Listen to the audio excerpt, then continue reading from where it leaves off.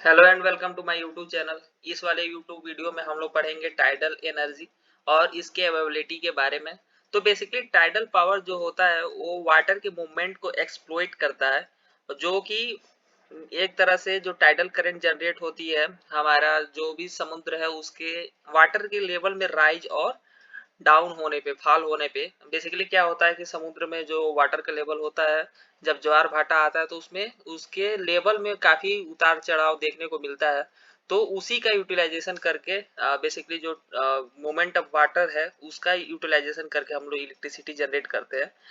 अभी देखिए वाइडली ये ज्यादा यूज नहीं हो रहा है, बट इसमें बहुत ज्यादा पोटेंशियल है और फ्यूचर के इलेक्ट्रिसिटी जनरेशन के लिए ये ज्यादा प्रिडिक्टेबल है इन कंपैरिजन टू अगर हम लोग सोलर और विंड एनर्जी की बात करें तो हमको पता है कि अभी हमारे पास जो नॉन रिन्यूएबल एनर्जी के रिसोर्सेज हैं वो काफी कम मात्रा में है और वो उनका एक टाइम पीरियड है, एक टाइम स्पेन है, उसके बाद वो खत्म हो जाएंगे। तो हमको कहीं ना कहीं से एनर्जी के नए रिसोर्सेज ढूंढने की जरूरत है और इसके इसी प्रयास में साइंटिस्ट ने इसके ऊपर काफी काम करना शुरू कर दिया है और इसका यूटिलाइजेशन करके एनर्जी की रिक्वायरमेंट को पूरा करने की कोशिश की जा रही है।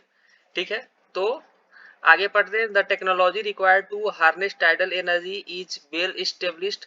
However, it remains expensive and there are relatively few application around 40 world wide. अभी देखिए इसका एप्लीकेशन जो है हम लोग अभी यूज कर रहे हैं, ऐसा नहीं है कि हम लोग यूज नहीं कर रहे हैं। अभी हम टाइडल एनर्जी को हम लोग यूज कर रहे हैं, लेकिन ये इतना ज्यादा ही वेल एस्टेब्लिश्ड है, मतलब वेल एस्टेब्लिश्ड है जहां पर लगा हुआ है, लेकिन ये काफी ज्यादा खर्चा इसमें अधिक लगता है, एक्सपेंसिव है बहुत ज्यादा। और इसके लगभग पूरे दुनिया में लगभग 40 जगहों पे अभी इसके ऊपर काम हो रहा है, लेकिन और भी ज्यादा जगहों पे लगाए जाने की आवश्यकता है इसको। Ocean tides are produced by gravitational force of sun and moon. जो बेसिकली ओशंस में टाइड्स आते हैं जो सन और मून के ग्रेविटेशनल फोर्स है उसके कारण होते हैं। There are only a few sites in the world where tidal energy can be suitable harnessed. देखिए ऐसा नहीं है कि आप जो टाइडल एनर्जी हर जगह पर ही आप उसको यूटिलाइज कर सकते हो, वहां से आप इलेक्ट्रिसिटी जनरेट कर सकते हो। कुछ कुछ ही साइट है पूरे दुनिया में जहां से कि हम लोग यूज कर सकते हैं टाइडल एनर्जी को और वहां से हम लोग इलेक्ट्रिसिटी बना सकते हैं। एग्जांपल के लिए अगर मैं बात करूं, द बे ऑफ फंडे, फंडे बोलते हैं, द बे ऑफ फंडे कनाडा में है।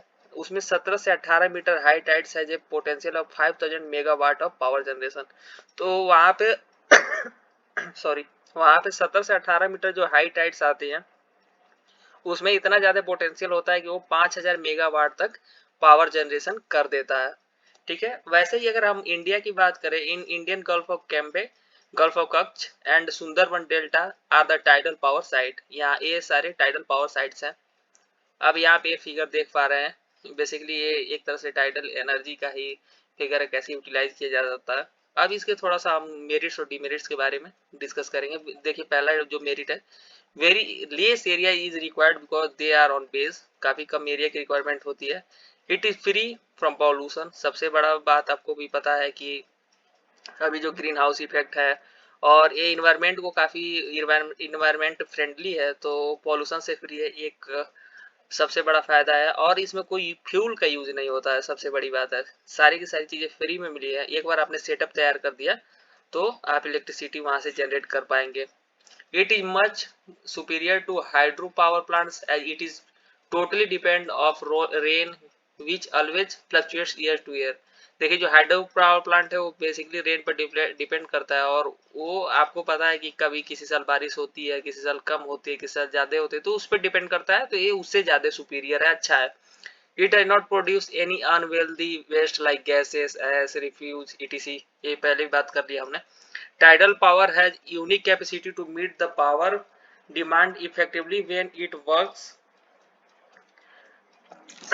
In combination with thermal and hydro system. Basically हम लोग इसके कॉम्बिनेशन का यूज करते हैं, तो ये अपने इफेक्टिवली जो भी डिमांड होता है, पीक डिमांड हुआ उसको तुरंत ही ये एक तरह से मेंटेन कर लेता है और डिमांड और सप्लाई को एक तरह से मेंटेन करके चलता है। डिमेरिट्स देखते हैं दोस्तों। डिमेरिट्स क्या है? बेसिकली जो डिमेरिट्स है टाइडल पावर प्लांट के, can be developed only if natural sites are available. हम लोग ऐसा कोई नहीं आर्टिफिशियल साइट बना सकते हैं, जो नेचुरल साइट्स है उसी पे हम लोग एक तरह से इस एनर्जी का दोहन हम लोग कर सकते हैं, हार्नेस कर सकते हैं। As the sites are available on the bay beach will be always far away from load centres, the power generator involve more transmission cost. अब देखिए जो भी हमारे साइड से जहाँ पे हम लोग टाइडल एनर्जी का यूज करते हैं वो बेसिकली बे यानी किनारों पे, जो समुद्र के किनारे हैं वहां पे अवेलेबल होते हैं, तो इसलिए ये एक तरह से वहां पे जनरेशन तो हम लोग कर लेंगे लेकिन ट्रांसमिशन का खर्चा बढ़ जाता है। हमारे हमको भी पता है कि समुद्र के किनारे कोई ऐसा पॉपुलेशन होता नहीं है जहाँ पे इलेक्ट्रिसिटी का कंजप्शन होगा या तो लोड वहां पे नहीं है, ठीक है। तो लोड जो है वो वहां से थोड़ा सा दूर होता है, तो ट्रांसमिशन का खर्च एक तरह से बढ़ जाता है। Supply of power depends upon the timing of tides, hence not continuous। जो पावर है वो टाइड्स के टाइमिंग पे डिपेंड करता है और कंटिन्यूअस भी नहीं है। आप देखिए to solve this problem double basin with pump storage must be made. तो इसके लिए हमको double basin with pump storage बनाना पड़ता है। The capital cost of plant is high, और जो इनिशियली इंस्टॉलमेंट का खर्च आता है वो काफी ज्यादा होता है। Navigation is obstructed. तो ये सारे एक तरह से